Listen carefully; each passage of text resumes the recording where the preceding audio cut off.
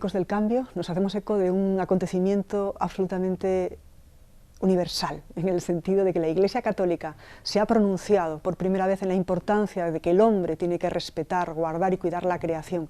Es la encíclica Laudato Si. Una persona maravillosa para contárnoslo, Carlos de Prada, uno de los hombres más comprometidos con la defensa del medio ambiente. Ecos del Cambio, en la dimensión más espiritual de la crisis ecológica. Muchísimas gracias, Carlos, por venir. Nada, es un placer, a vosotros. Vamos a hablar de la encíclica Laudato Si, alabado sea, cuyo epígrafe o su subtítulo es sobre el cuidado de la casa común. ¿Cuál es la importancia de que desde la Iglesia Católica el Papa haya hecho esta declaración en un ámbito que parece que estaba siempre asociado a la ecología, al mundo de la izquierda, y qué significación tiene? Es muy importante, hombre, ya se habían producido textos importantes por parte de Juan Pablo II, también por parte de Benedicto XVI, pero esto es evidentemente algo de mucho mayor peso, ¿no? Es una encíclica centrada en este aspecto del cuidado de la naturaleza y en el que además el Papa muestra un grado de compromiso muy relevante y un conocimiento muy importante del tema, ¿no? Es importante porque, aunque se piensa que solamente se puede entrar en el ámbito de la ecología desde una perspectiva científica o desde otro tipo de enfoques, el ámbito espiritual a lo largo de la historia ha tenido un importante peso en las cosas que el hombre ha hecho o ha dejado de hacer, ¿no? Y era algo muy necesario. Yo, de hecho, pues en la medida que he podido, pues incluso dirigí algún escrito a través de mi amiga Paloma Gómez Borrero en la COPE al Papa anterior. Yo creo, además por mi convicción como persona dedicada a los temas de la naturaleza, que es un aspecto crucial y un aspecto muy olvidado por sectores muy amplios de la Iglesia a lo largo del tiempo, ¿no? Y no es un aspecto que esté vinculado a ninguna ideología, y nunca lo ha estado. Es decir, el beber agua que no esté contaminada, yo creo que si uno es de derechas o de izquierdas, pues es lo mismo. El efecto biológico de esos contaminantes va a ser el mismo. Si desertificas los suelos y arruinas un país, da igual que se sea de derechas o de izquierdas, afecta a todos. Es decir, la naturaleza es algo que está al margen de las ideologías. Ideologías, por otro lado, algunas de ellas lastradas por un atrincheramiento que viene de ideologías de hace siglos y que, pues, en fin, yo no comparto y no estoy en esas cuestiones, ni creo que nadie debería de estar, ¿no? Hay que estar viendo las cosas desde el sentido común, que por otro lado dicen que es el menos común de los sentidos, ¿no? Y en esto va también el enfoque de la Iglesia Católica, ¿no? Esto no es una cosa que sea ni de izquierdas, ni de derechas, ni de ninguna ideología, sino una cosa que nos afecta a todos los seres humanos sobre la faz de la Tierra.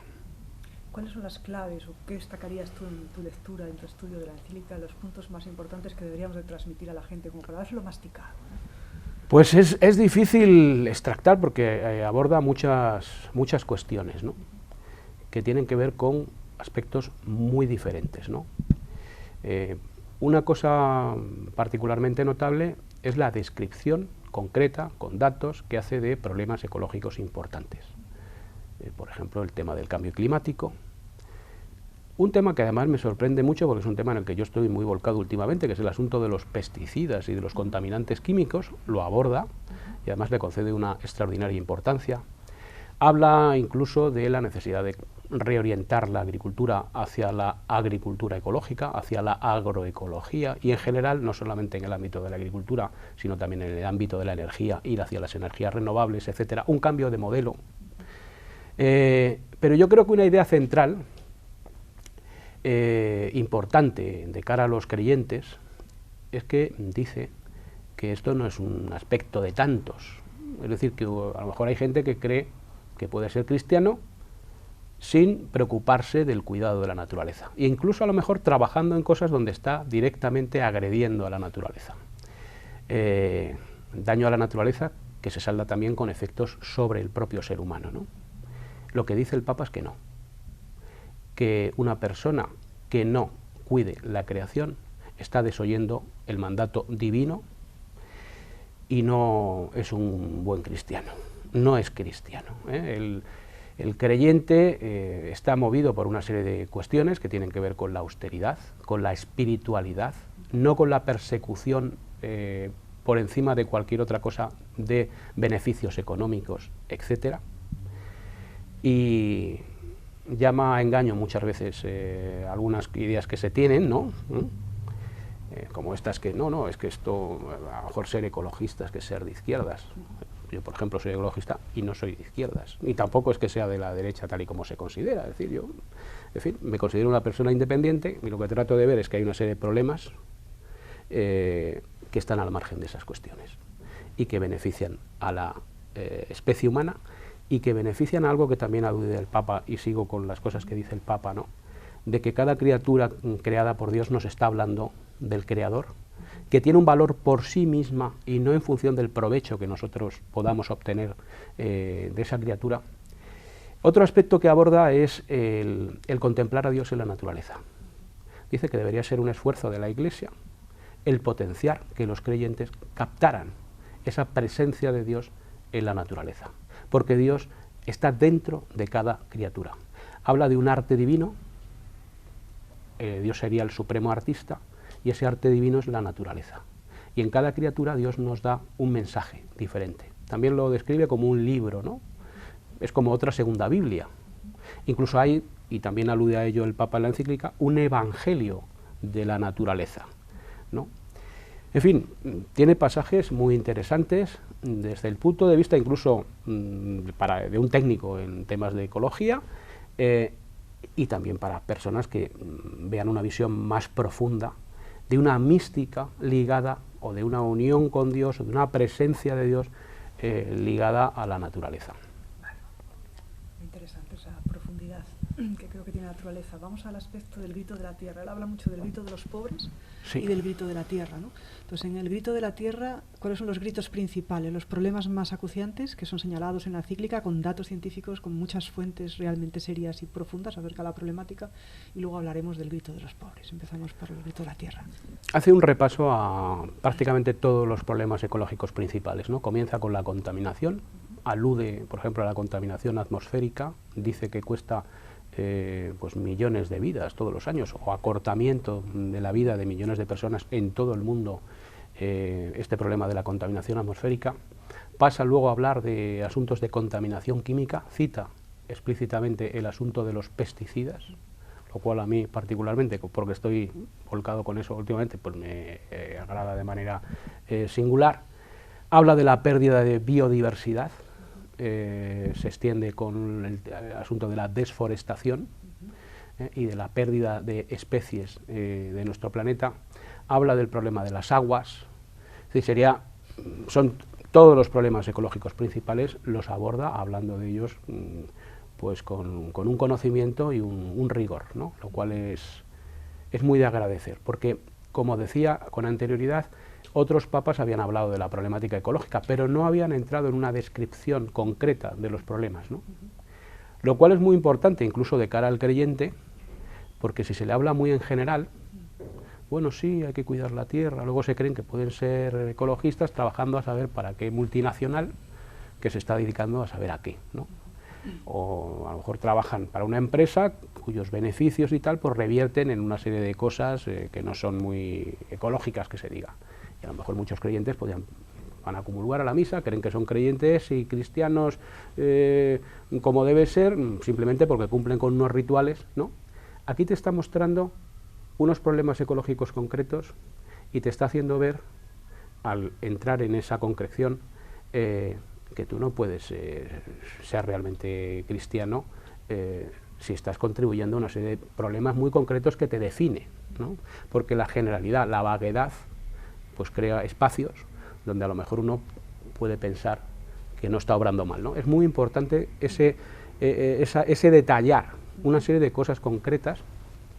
Por ejemplo, alude al problema de cultivos transgénicos y de la expansión de estos cultivos en algunas zonas del mundo, que probablemente conoce de una manera más o menos directa, puesto que en Argentina es uno de los escenarios principales de este drama, y comenta cómo se está ya no solamente dañando la creación, sino arruinando a mucha gente, porque en la encíclica se une el drama de la naturaleza con el drama de los pobres, y se ve como un modelo económico que dice estar ayudando, por ejemplo, a la solución de problemas como el hambre, etcétera, etcétera, en realidad, y insiste mucho el Papa en ello, benefician únicamente a unas cuantas empresas, pero no benefician económicamente incluso al conjunto de una sociedad o al conjunto de la humanidad, ¿no? Yo creo que es muy inteligente el discurso del Papa, ¿no? Porque muestra cosas que, por otro lado, yo en mi labor de ambientalista siempre he estado intentando reivindicar, ¿no? Muchas veces se habla, no, es que no puedes conservar eso porque es que hay beneficios económicos, y parece como que se quiere contraponer el beneficio económico a la conservación, y como si fuera más rentable destruir la naturaleza. Y eso es falso. Científicamente se sabe y económicamente se sabe que destruir la naturaleza es una ruina económica. Incluso, bueno, pues el Papa también da argumentos muy profundos que evidencian un conocimiento detallado de cuestiones, ¿no? Hablemos de esa tecnociencia que él dice que se ha convertido en una tecnocracia, que da lugar a un antropocentrismo, en definitiva a que estamos en la fase de extinción provocada por el hombre, ¿no? Ahí pone también mucha hincapié en señalar también a los responsables, a un modelo económico de producción y consumo absolutamente inmoral. Sí. Sí, él habla de, pues esto, de un mundo dominado por únicamente el asunto financiero, ¿no? Y el tema de la tecnología, ¿no? Que parecía que se asumiera cualquier avance, supuesto avance, simplemente aparece cualquier nueva cosa y ya se asume por la sociedad y somete al hombre a una serie de cuestiones, ¿no? Y también los poderes económicos que están por encima del poder político, como varias veces se dice en la encíclica, ¿no? Y lo que dice el Papa es que, bueno, evidentemente cualquier avance tecnológico, para serlo, para ser un avance, debería también ir unido a un progreso moral y a un fondo cultural y espiritual, ¿no? Lo que no puede ser es que una serie de supuestos avances tecnológicos, habla mucho del mito del progreso. Aquí se habla del progreso, cualquier cosa que aparece nueva parece que es un progreso, aunque luego no nos estemos planteando hacia dónde progresamos, porque tú puedes estar progresando hacia el borde de un abismo, y si estás progresando en ese sentido, mejor sería no progresar, ¿no? Porque está muy manipulada la expresión progreso y muy livianamente expresada y entendida, ¿no?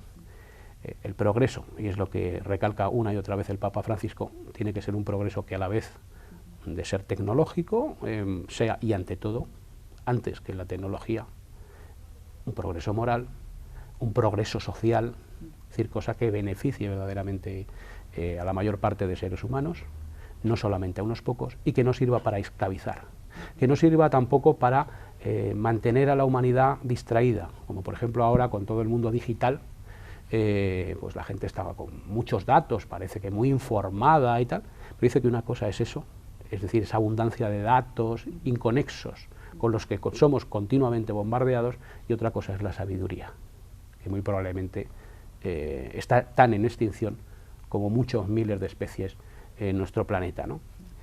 Y hace un llamamiento a una mayor conexión, no con esa realidad virtual que muchas veces nos separa, no ya de la naturaleza, sino de nuestra propia realidad interior. Huir de esas realidades virtuales e ir a la naturaleza incluso como antídoto para volver a encontrarnos un poco más a nosotros mismos, ¿no? De lo que habla el Papa es una conversión. Entonces, él da herramientas, pedagogía espiritual para producir esa conexión del hombre desconectado consigo mismo, para poder de ahí conectarse con el libro sagrado en el que Dios habla continuamente, esos versos tan hermosos que parece que hemos dejado de escuchar. ¿Nos da pautas en esa encíclica? Sí, de hecho, pues alude, ¿no?, a todo lo que se ha visto a lo largo de la historia de la Iglesia. Personajes como el santo Francisco de Asís, y no solamente él, sino muchas otras cosas, ¿no? Y luego la propia Biblia, ¿no? Si uno lee la propia Biblia, ve que de principio a fin la creación, la naturaleza, es un eje central. O sea, no es una cosa anecdótica, no una cosa de tantas, sino un eje central, algo muy importante. O sea, Dios es un Dios creador. Y la Biblia empieza con un Dios que habla y que su palabra cobra forma en el universo que vemos, en los planetas, en las estrellas, en los seres vivos, en las montañas, en las aguas, en las nubes que pasan, en todo lo que nos rodea, ¿no? Y también el Papa nos habla de esto, ¿no? De cómo la naturaleza es otro libro sagrado. Y que leyendo en ese libro sagrado de la naturaleza, en el libro de los bosques, en el libro de las estepas, de las lagunas, de los mares, cada criatura viviente es como una letra. Y cada criatura viviente es un mensaje concreto que Dios nos transmite. Y nos habla mucho de la importancia de aprender a leer en ese libro para aquellos que lo hayan olvidado, ¿no? Y de que algo muy importante y muy profundo de la religión puede estar en esa lectura de ese libro sagrado. Cuando nos habla de Jesús de Nazaret, nos habla de su relación con la naturaleza. Jesús de Nazaret, cuando oraba en los campos. Casi todas sus parábolas son parábolas de la naturaleza, parábolas naturalísticas, donde nos habla del reino de Dios como de una semilla, ¿no? Donde nos dice también, por ejemplo, en el Sermón de la Montaña, mirad las aves del cielo, y nos las pone como referencia.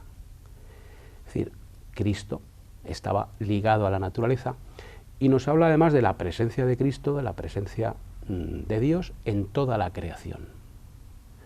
Incluso aludiendo en una de las notas a, por ejemplo, lo que decía Teilhard de Chardin, ¿no? Acerca de esa presencia de Dios, esa transparencia de Dios en todas las cosas que nos rodean, ¿no? Y nos da una pauta, yo creo, muy bonita para seguir, ¿no? Incluso incita a que la Iglesia Católica realice actividades en la naturaleza en este sentido. Creo que también uno de los aspectos de la encíclica es que no solo hay fuentes inspiradoras, como por supuesto San Francisco de Asís, que dicen que es eje dentro de la encíclica, sino que también utiliza otras fuentes, incluso de otras tradiciones, ¿no? Creo que hay intervenciones, no sé si desde el judaísmo, desde el islam incluso, o sea, como que también ha intentado buscar esos referentes del libro sagrado en todas las tradiciones del libro, ¿no? Eso me parece también como una apertura, ¿no? Por parte del Papa Francisco a abrir el mensaje no solo a los cristianos, ¿no? Sí, bueno, porque al final la verdad es una, ¿no? E independientemente de las formas, pues igual que se llama dentro del cristianismo pues a una unión entre cristianos de distintas confesiones, ¿no? Pues más allá de eso es lo mismo, y hay que ir a una armonía entre los seres humanos y que entendamos lo que hay de común en lo profundo de cualquier religión, ¿no? Y eso forma parte de lo mismo, ¿no? Carlos, también hay gente que dice que la ecología radical que se trasluce en la encíclica es, eso lo dice Fritjof Capra, ¿no? De que es igual que la ecología profunda del NES, de estos autores, que hay ese movimiento de la ecología, pero yo creo que va un poco más allá, ¿no? ¿Qué piensas tú? No, yo creo que esto es una mera aplicación pues, de lo que es la fe cristiana, sin más. Ni movimientos raros de no se sabe dónde, ni nada por el estilo. Además yo lo tengo muy claro, porque yo incluso bueno, publiqué un libro hace unos años, Paraísos Perdidos, ¿no? Acerca de la espiritualidad y al final iba a las raíces. Yo entiendo que en este mundo mucha gente pueda tener muchas inclinaciones, por ejemplo inclinaciones de la nueva era y cosas de ese estilo, ¿no? Yo no soy de esa era, yo soy más bien de la vieja era o de la no sé de dónde, ¿no? Pero aunque la gente no lo vea, es que esto está dentro de la fe cristiana, de la fe más ortodoxa cristiana. O sea, no son cosas que vengan de otro tipo de cuestiones, sino simplemente de la propia fe cristiana, tal y como es desde la Biblia y con la trayectoria de muchísimos santos y muchísimos siglos. ¿Qué podríamos aprender del ejemplo de San Francisco de Asís respecto a nuestra relación con el medio, nuestra relación con la naturaleza? Pues muchísimas cosas. El Papa destaca además en San Francisco de Asís pues esa comunión con la naturaleza a través de la cual se vinculaba al Creador, o sea, no se quedaba solo en la naturaleza, sino en lo que hay tras de ella, ¿no? En lo sobrenatural que hay tras de lo natural, sino también la relación con los pobres. Es decir, el Papa además, y un poco en esa línea franciscana, ve cómo los problemas que hay en nuestra sociedad, de la pobreza, etcétera, de la exclusión, tienen que ver también con los problemas de la naturaleza. Que el mismo esquema que está llevando a un tipo de problemas es el que está llevando a los otros, y que la solución de los problemas humanos, sociales, etcétera, tiene que estar unido también al asunto de recuperar la armonía con la naturaleza, ¿no? Yo creo que ese es un eje muy importante, y Francisco de Asís aporta muchísimo en este sentido, ¿no? Francisco de Asís, que dice un refrán, ¿no?, que después de Cristo, Francisco, es decir, es un santo muy importante de la Iglesia católica, y aunque muchas veces se trivializa, como si fuera simplemente un personaje simpático, con las anécdotas de la hermana cigarra, el hermano lobo, etcétera, realmente es un mensaje muy profundo el que da San Francisco de Asís, de una extraordinaria belleza, como en el cántico de las criaturas, ¿no?, el hermano sol, la hermana luna, la hermana madre tierra, a la cual alude varias veces en la encíclica el Papa Francisco, ¿no? Yo creo que tendría que ser algo muy importante, recuperar precisamente esa línea que expresa San Francisco de Asís, y no otras líneas que se han seguido por parte de algunos sectores que se dicen cristianos, ¿no?, que a lo mejor han ido hacia la comprensión de ciertas idolatrías, como el culto al dinero, el culto a la tecnología, porque el hombre es una criatura esencialmente religiosa. Incluso los ateos, yo creo que dan culto a algo, aunque sea al ateísmo o al materialismo. Se da culto, pues cuando estaba Michael Jackson, muchos le tenían como un dios. A Maradona le llamaban también dios. El fútbol es para muchos una especie de opio del pueblo. Es decir, el hombre es un animal religioso. Puede divinizar un Mercedes, un chalet en la sierra, las comodidades, el propio egoísmo. Son religiosidades, a mi modo de ver, mal enfocadas, ¿no? Pero yo creo que la verdadera forma de enfocar la espiritualidad ha de ser estar en comunión con todo lo que nos rodea, el resto de seres humanos y el resto de criaturas, y viendo una trascendencia en todo ello. Y una de las líneas, yo creo que más perfectamente a lo largo de la historia se han expresado en ese sentido, ha sido la vida de San Francisco de Asís. Ante la degradación moral que da la degradación ambiental, con las consecuencias que estamos viendo ahora con el cambio climático, ahí en esos 2 grados que pueden colapsar para siempre la vida en la Tierra, aún así la encíclica cierra con un canto de esperanza, ¿no? Creo que dice: caminemos cantando, que nuestras luchas y nuestra preocupación por este planeta no nos quiten la alegría de la esperanza. ¿Cómo es posible que la esperanza se mantenga ante el declive de todo lo que amamos? Pues yo creo que la esperanza es la base de todo, la fe. La fe no es que haya que tenerla más o menos y tal, es que la solución misma viene de la fe. Si no hay fe, es que no hay solución. Para que alguien cambie la realidad, tiene que tener fe. Y esa fe misma transforma la realidad.